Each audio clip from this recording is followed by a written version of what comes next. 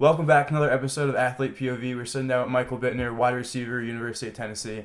Excited to have him on. Can't wait to hear what he has to say. SEC is a big, powerful conference. I mean, how do you think Tennessee's managing these days? Good.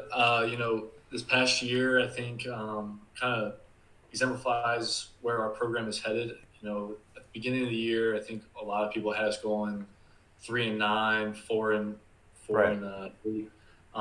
But we exceeded those expectations. But obviously, as a program, we have higher standards and higher goals for these upcoming seasons. But um, it's trending in the right direction. The culture is changing. I think there's a lot of hype Mm, around our program, and it helps that all the other college sports around us are doing well too. So, right. um, our organization, as Tennessee athletics as a whole, is moving in the right direction, and I couldn't be more excited to be a part of it. That's super cool to hear. What do you think you're most looking forward to this next season? I think we were just talking about spring ball, but what about this next, like, the fall season, the big deal? Yeah, I think we have a lot of guys coming back. And just building off of the momentum that we gained towards the end of the year last year. Big win against Kentucky at Kentucky. I think really kind of showcased that we can compete with a lot of different programs and that we deserve to be, up there in contention with anybody. But really, I'll go to my grave saying this: Tennessee fans are the best fans in the country, and just having a packed stadium. There's nothing like. I mean, I got chills talking about it right now. Just being able to go out in front of 102,000 strong every Saturday, and getting to play in front of those crazy fans in orange. It really makes playing football really exciting again. Absolutely. And it's not really just all about you if you think about it. Like, it's the team aspect. So now going Absolutely. about a team now, you guys go to the weight room. What would you Yeah. give the biggest advice to, say, like, a high school kid out there that's in the weight room trying to, like, get ready, prepare for the next level? Yeah, I would just say keep with it.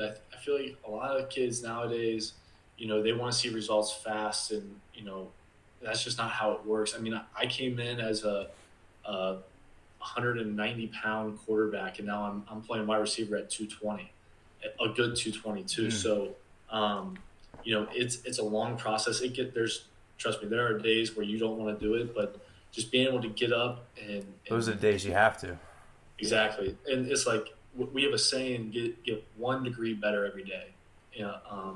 And if you can just get yourself out of bed and push through whatever crap you got going on in your life, and just lose yourself in that process, um, and just become totally invested in it, I think you'll see great gains. Like I said, not right away, but over time, you just stack those Consistency. individual wins over and over again, and you'll see results over a good period of time. How big a part do you think nutrition plays into that? Because it's not all physical in the weight room. Talk about It's nutrition. it's huge. I mean, nutrition is probably the most important aspect. When it comes to hydration, like if you want to play at your peak performance level, you have to be hydrated. I mean, like I forget the statistics that our nutritionist showed us, but it's like if you are dehydrated going into practice, you're not going to hit your top speeds. You're more, um, you know, susceptible to injury and stuff like that. So being on top of that, eating right. I mean, when I go back to seeing improvements in the weight room and your physique and stuff like that, yeah, like training is super important, but like meal prepping, eating healthy, that is really where you'll see the most gains. And it took a lot for me because I played 3 sports in high school, so I never had a true off season Right. in school. And in high school you can get away with being a Mm. good athlete and not having your diet right. But when you get to a Division 1 program, you really start to see like you have to be invested in all those little aspects, nutrition, hydration, all that different stuff to really be at your peak. And once you do that, it can be a long grind. I mean, trying to meal prep, eating, salads and chicken and rice all the time, it can get very boring. But once you get, you know, in a routine of it, it becomes natural and then just becomes second nature to you, really. Really. And then you talk about, like, you're picking up top speeds. You can't get that if you're not hydrated or not get your body right, like, preparing, or like injuries Exactly. too. What Yeah. injuries though? What would you say is, like, some of the best recovery methods you've ever implemented in your daily life? Oh, I mean, the ice tub is huge. I mean, it's amazing. I mean, nobody wants to do it. It's not popular. Nobody enjoys getting into the cold tub, but you have to do it. And the contrast of hot and cold, that's important. We have Normatex, which are like compression boots that you can put on your legs, especially when we go into fall camp where it's 95 degrees out, 2.5 hour practice on top of a lift, and you got to go do it the next day. Recovery is Every day. massive. Yeah. And sleep is important, and I think that's one thing I struggle with. I don't sleep very well, but getting enough sleep really can improve your day, not just on the field, but in the classroom and in your everyday life. So all those things, they all go into it. Recovery, you have to do it. Nobody wants to do it. The urge to come back after practice and sit on my couch and do nothing is there, but I know I got to stretch, I got to hydrate, all this different stuff. So it's huge. That recovery part is such an underrated portion of being a college athlete. Right. And now let's talk about numbers real quick, just to get specifics down. Just about what we just talked about. Water. Yeah. What would you say is an ideal amount of water to maybe have every day? Yeah. Oh, man. At least a gallon. I carry around a water bottle with me at all times, just, trying to drink as much water. I probably don't drink enough water, but I'm at that point where I can stay hydrated with the amount that I do. But, yeah, I mean, you'll see a lot of college athletes carrying around, like gallons. Milk jugs. Yeah. Just to try to get enough water in. It differs, with how big you are. Right. Something my high school coach always told us was try to drink half your body weight in ounces of water. So say you're, I don't know, 250-pound kid, half that's 125-ish. That's about a gallon, 128, I think. Exactly. But I feel like the more you can get, like, not the better. Like, you don't want to just drink 4 gallons of water, probably. Yeah. But like, a little bit excess amount is probably best for just keeping like the blood flowing, keeping like everything like keep up. It's funny, we say that we like drink a lot of water, but it's probably not nearly enough. Because like when you drink a lot of water, it can get hard at a point to keep drinking. But it's like your body will tell you when you don't need any more. So if you can get to that point where you like physically cannot get down any more water, you're probably hydrated enough.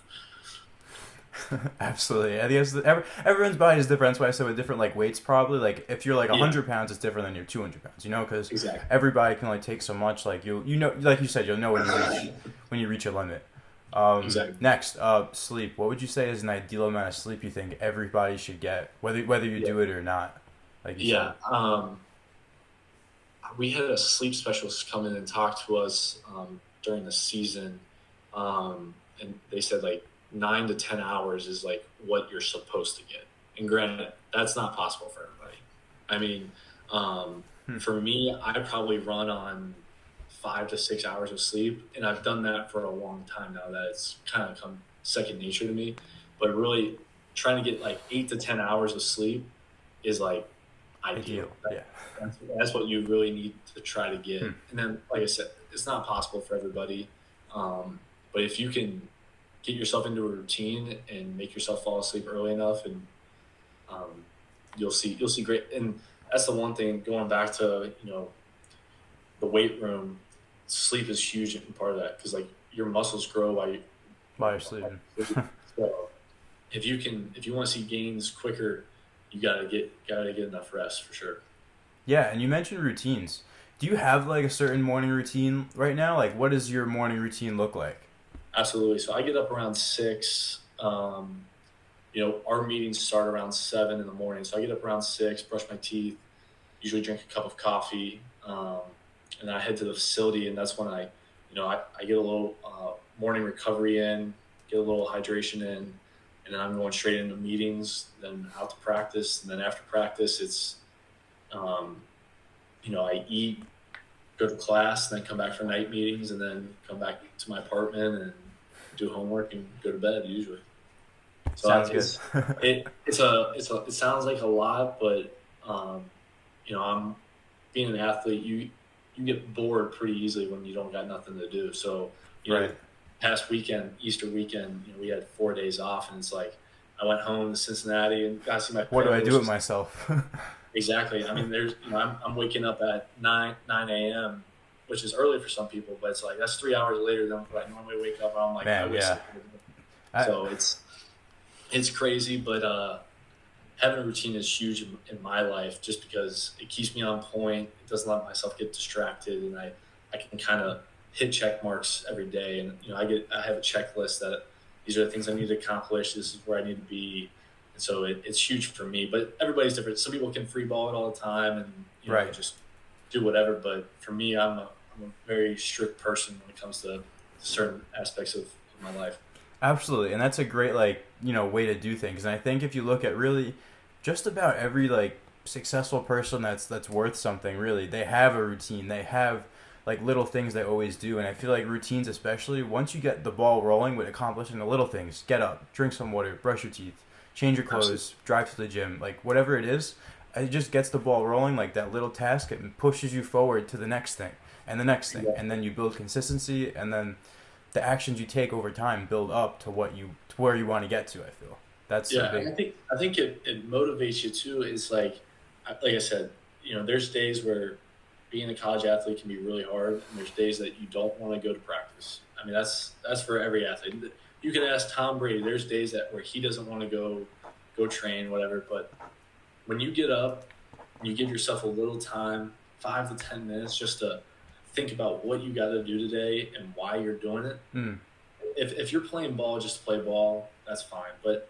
almost everybody has a reason why that they're playing ball. right. And if you can just get yourself to think about where you're at and where you want to go, it makes what you have to do that day, you know, So much more, more clearer for you. desirable. Yeah. And, and that's huge for me. Just, you know, in the classroom and on the field, just waking up and giving myself 5 to 10 minutes to think about where I want to go, what I want to do. And it makes those tests I didn't really want to do in the morning makes me want to do them a little It bit just more. becomes the next thing that's got to I feel like it's the next serotonin hit or something where you just got to do this, and then okay, now this is Right. next. And I want to bring back something earlier when you mentioned how you take a couple minutes every morning maybe just to write stuff down or keep track of what you're doing every day. I can relate to that myself, and I feel like a lot of people can, because in the morning myself, I with Athletic Minds, the whole company sort of thing, social Yeah. content, the podcast, whatever. Every morning, and then the job I might have or other things I might do, I just write down a list of the main things I want to do and stuff that'll be nice to do. And once Yeah. you get to the stuff that's nice to do, all right, this is bonus stuff. I feel that's just the way I look at it in my head. And I Google Calendar, I keep a lot every day. I just just really about that by the half hour. I just make sure at least to a good portion of the day from when I wake up to 3-4 o'clock to and whatever Absolutely. else. So Google Yeah. Google Calendar can be another key tool a lot of people could Huge. use. Not just Yeah. athletes too. It could be really anybody. Seriously. And I'll go back to, when I go back to stacking those 1 degree improvements every day, it's amazing. When you do accomplish the things that you want to accomplish in the day, like when I come home at night and I'm about to go to bed, I can at least rest my head on my pillow knowing that I did everything I could today that I wanted to do. Because it's I'm one of those people, if I don't accomplish something, then I'm not going to be able to sleep that night because that's all I'm thinking about. So if I can get those things done, I can get everything checked off. That's just another win in my book, and I can go on Mm, to the next day and tackle right. whatever task that day. And just a little bit about sort of the psychology behind that. Say you write down your list of stuff. When you physically write stuff down, it becomes sort of embedded in your mind, I think, and it comes a Huge. tougher connection to you. So I wouldn't say the phone is not as good, but I feel like when you write stuff down, you Absolutely. memorize it more. It just becomes, I think, more personal too, because it shows how you put more effort into what you really want to do, and then Yeah, you can't stop thinking about that feeling you had when you wrote it down. exactly. And people make fun of me. I guess I'm an old head. I'm going into my fourth season, but every meeting, we get iPads and everything for football. Take notes on. I'm still a pen and paper kind of guy, so I write down all the notes, on a piece of paper, and then I transfer it to my iPad just so it's double my notes now. Right, right. Now I can remember it a little bit better. I wrote it down. I typed it. It's the same thing with Mm, school. I yeah. take my notes in a notebook in school, and then I transfer it over to my computer, just so it helps me remember stuff a little bit better. sometimes my handwriting can be hard to read, so it doesn't transfer over perfectly. No, I But got you. yeah, Yeah, and I feel like part of that is just like wanting it, like wanting to do yeah, like what you think is important to you, like what's important to you, you know? Because no exactly, one is writing down stuff and then copying over if they don't care or it's not important. Obviously, exactly, like you got to really think about like, do I like if you're an athlete example, do I really want to get to the next level? Do I really want to like pursue this?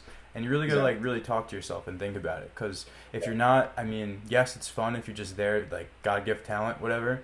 But some point you're gonna say, am I wasting my time here, or do I really want it? And if you really want it, you gotta do the stuff, to be absolutely, successful. absolutely. Yeah. So now let's go back to high school. Three sport athlete, right? Yeah, Just about every coach praises high school athletes that play multiple sports, right? yeah, Versatility, different movements, like more maybe reaction time, like baseball, like you said. What for do you sure. think are some of the main benefits you think from playing a couple different sports? I think just understanding game situations. Obviously, football, basketball, and baseball, they're all very different in their own aspect, but they have a lot of core values that tie over to each other. I think it helped me just being able to understand certain ways to move. Like, when you're talking about blocking, for instance, like, our coach will refer back to, how did you guard basketball? It's like, I played basketball. You want to have a good base, whatever. It's like, if you're in a bad base in basketball, you're going to Blowing get right by frustrated. you. Exactly. And it's the same thing with football. So having those traits that do carry over from sport to sport really help you achieve at the next level, just because you've done it so many times in so many different ways on different fields, whatever. So it really helps you in that aspect. Um, Also, I think it just, you go back to the routine. It's like, I'm college athletics. It's crazy how much you do. And say you play one sport in high school, you have that one season, and then it's like you get 6 months off. You do a little, like, off season training, but it's not like you're not in there every Right. day. For me, playing three sports in high school, it's like I went straight from football into basketball season, straight from basketball into baseball Base. season, and then baseball, you go into summer baseball, right back into football. So it's like I already had that go go go Hmm. mindset where I'm never stopping. I'm Right. always have something to do. I think it gave me a leg up coming into college, just because I was so used to doing so much already that I didn't know what a down period was. And Hmm. I'm not trying to throw shade on anybody that plays one sport. I mean, you see guys that just focus on one sport and they Of course. excel at Yeah.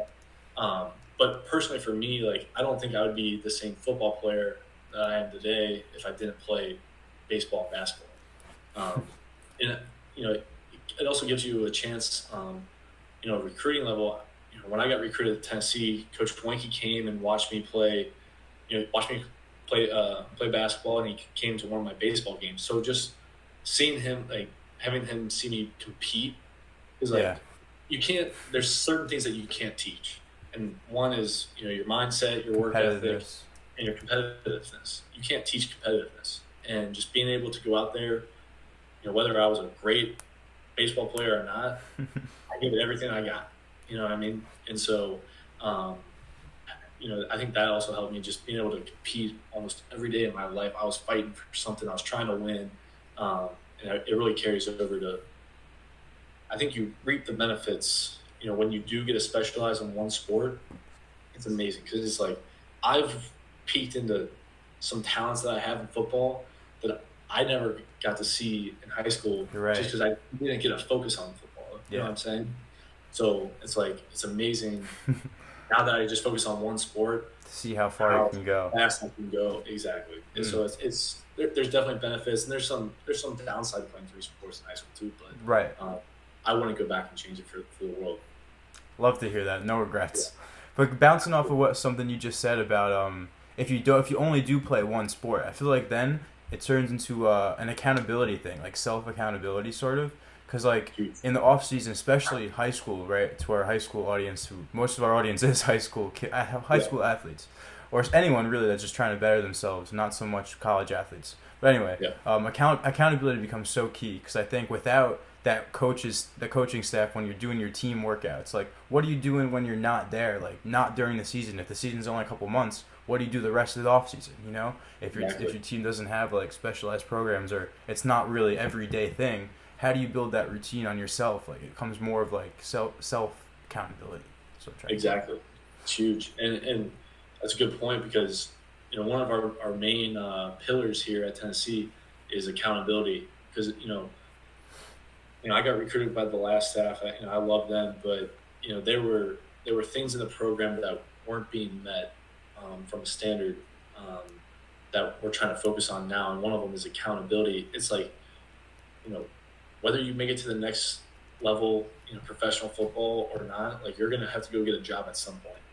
And somebody's not going to be chasing you around. It's like, if you don't show up on time, you don't do what you're supposed to. you're out. And that's the same with the NFL. It's like, if you don't show up for a meeting when you're supposed to, they'll just cut you. No matter how good you are. And so having that self-accountability and holding your teammates accountable, Right. in the right way is huge. Like, and that just goes back to how bad do you want it? Like, how bad do you want to be great? How bad do you want your team to be great? Like, there's times where, nobody wants to hear me talk, but I know what's the standard. And I'm trying to hold my brother next to me accountable just because I want him to be his best so I can be my best. And so it kind of builds off of each other. But yeah, I mean, there's nobody chasing me around the class. Like, there's days where I can skip class if I want to, but I know, like, my dreams of playing in the NFL slim to none. That's just how it is. And but I know if I want to achieve what I want to achieve in life, whenever I get done playing football, I'm gonna have to go to that class. Just to build that routine again. Right. Like, if you can get yourself in that mindset where you can hold yourself accountable, then you can hold other people accountable too. That's huge. Yeah, and when you said hold other people accountable and you're part of like a team atmosphere, you realize it's like bigger than just you, right? Like you represent a team, like you represent that team. And if you notice something that's off or something that's not up to the standards of Tennessee in this case, then that's where someone like yourself or really anybody can step in on their own accountability to hold others to that same standard that you are trying to uphold. So that's definitely really important in terms of the team atmosphere as well. All right, so now on a lighter subject, let's go into some lighter things. Yeah, sure. You're from Ohio, Cincinnati specifically. Bengals this past year, Super Bowl run. Tell me what you were thinking as from going to Tennessee now. The Bengals beat the Tennessee Titans in the playoffs. What was the atmosphere like on campus during that time? It was crazy. So there's a little spot in the old city that has a nice like sports bar kind of thing that a bunch of us go to, and so we all went there to watch the game. And I think I was like maybe one of 3 Bengals fans in there, and I can imagine, especially in like probably a college town too, right? yeah, Knoxville's a huge college town, and I'm a passionate person, especially when it comes to Cincinnati sports. So it was a great game, back and forth. So there's a lot of chirping going on, and kind of like I said to you before we started, I probably lost a few friends for a few weeks after the Bengals won. But it was fun, and like I said, I'm a competitive person, so I don't like to lose. So that was just another day that I got to win at something, and hey, no, it was great. I'll root for the Titans, whenever they're not playing my Bengals. But having that win and having some bragging rights to some of my friends, I still bring it up sometimes. When they want to talk crap to me about something, I'll just bring up the Bengals win because I can hold it against them. how cool do you think that the Burrow to Chase connection is being from the same school? Like that, you rarely see like that type of stuff. Like, what do you think of that? That was huge. And, going back to the past draft, Bengals needed an offensive line. And we could have got Penei Sewell or we got Jamar Chase. I was always on team Jamar Chase. I was like, you can always go out and find offensive linemen, that will block, whether it's, free agents or whatever. But Jamar Chase is a once-in-a-lifetime athlete. And you kind of saw it this past year. He went off. And that connection is huge. You just – they don't have to say anything to each other. They kind of just look. other, It's and they like they've just been go. playing like 5 years together, which, well, not maybe not 5 years because Burrow transferred from like when he was Yeah, older, but still an extra year helps, of course, especially when you're both rookies absolutely. or second year players. Yeah. Cheers. So on another topic, if you weren't playing football right now, what sport would you be playing? Baseball, definitely. I got recruited for both football and baseball out of high school, and for the longest time, I thought I was going to go play college baseball. Um, but I had a breakout year my senior year in football, and you know, playing high school baseball and travel ball, you play a lot, and I kind of got burned out a little bit. Mm. Um, and then after I visited Tennessee, I realized that this is what I want to do. I felt like it was home, and so I chose football. But no, it's pretty fun. My roommate actually got drafted out of high school for baseball, so he came here to play both, um, which is great. So Wow. baseball's still my favorite sport to watch, whatever. Um, but like in the summertime, after conditioning and stuff, I I keep my glove in my car. He Oh keeps his wow, glove in his. that's So really we'll go cool. out on the practice field and throw baseball. Actually, this past off season, I helped coach batting lessons to one of our uh, assistant strength coach's kid and our head coach's kid. Just trying to stay involved as much as I can. I Right, mean, right.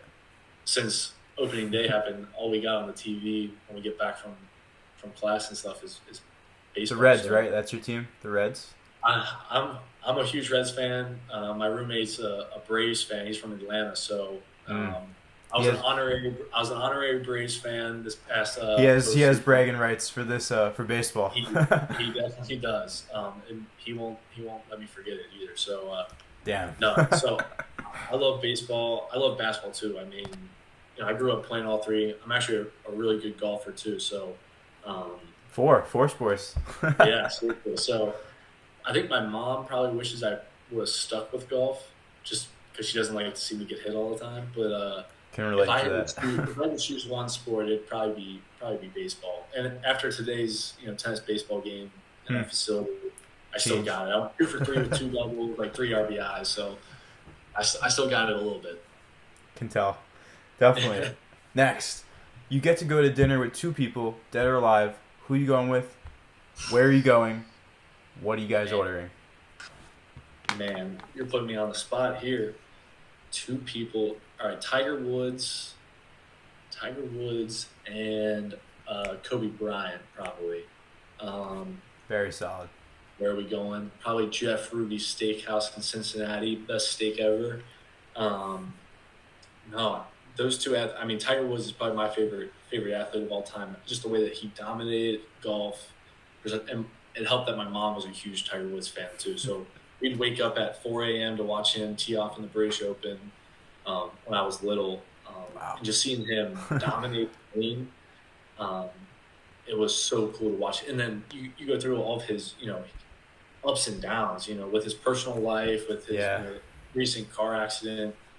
Just seeing him overcome adversity, just trying to get a peek into his mindset. And then you go into Kobe. I mean, you know, Man, one of the you can't say enough good craziest. things. Oh my He's god! I mean, he's so his many so his many people's like biggest inspiration. Like the amount of absolutely. people that were affected by his Oh, death was ridiculously like crazy. an And actual icon. Like can't nothing I don't think ever has come close to that maybe in our lifetimes. You know. but just hearing him talk, about his mentality, the Mamba mentality, um, just I got chills talking about it just because he was one of my favorite athletes. He just being able to get 2 hours with him, just to hear him talk about his routine and why he did what he did, and people can call him an asshole for how he acted, but he wanted to be great. He wanted other people to be great. Um, Greatness comes with consequences. exactly, and so just being able to sit down with those two guys, I mean, holy crap! I mean, the things that I could learn in a short amount of time from those guys, great athletes, but also like you've seen them overcome adversity and trial and error and all this different stuff. But as you see them grow it, like you go with Tiger. Tiger was a very like strict guy. didn't want to do media, all this stuff, and then later in his career becomes more open to the media, more a friendly face. Same thing with Kobe. Um, just seeing how they kind of balance the water between being this great competitor and then also turning into like the face of the sport, being like somebody that people can come to for advice and stuff. I think it'd be awesome to sit down with those two guys. Follow up. Do you think Kobe and Tiger? Do you think steak fits in their diet, or would fit in their diet? Uh, I would. I think Tiger, yeah. Kobe, man, I don't know. That dude probably just eats like lettuce or something. Like, he's a freak. Probably had But scientific formulas to make his yeah, macros right there. who knows? I'm sure they could find something off the menu there. But as long as it's not on my tab, they can get whatever they want. It's a good answer. Last but not least, who Yeah. would you say are some of your biggest role models? It could be anybody. Oh, my mom for sure. She was a really good college volleyball player. Growing up, she's very competitive too. So me and her butt heads a lot when it comes to certain things. Um, but she's been my rock. I mean, for sure. When I got into high school, my freshman year, she had breast cancer, and seeing the toughest person that in your life, person that is above all, and then go through something like breast cancer, where she's at the lowest point of her life, fighting for her life. It really puts things into perspective. I wear a wristband for her at all times. Don't I never take it off. Um, but yeah, she like I said, we butt heads a lot just when it comes to certain things. But no, everything that I do it for her.